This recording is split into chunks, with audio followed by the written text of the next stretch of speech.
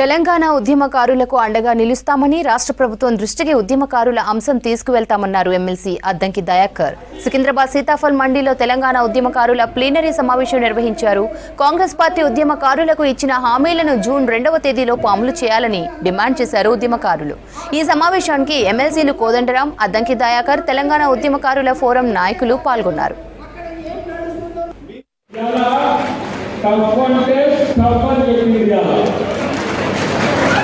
తప్పంటే ఏదో తెలంగాణ ఉద్యమకారుల ఫోరం కాదు, ఇది చాలా గట్టిది అని చెప్పి తెలంగాణ సమాజాన్ని మరొకసారి మన శ్రీనివాసరావు రూపంలో ఇచ్చిండ్రు. మేము అసలు ఇలాంటి సమావేశాల్లో మొదలైన నుంచి చివరి గంట ఉద్యమకారుల దగ్గర కూర్చోవలసిన సందర్భం ఉన్నది. నేను అంటున్నా, ఈ డిమాండ్లు మీరు ఉద్యోగాలకు ఎంత నిస్వార్థం ఉంటుందో దీన్ని చూస్తే తెలుస్తుంది.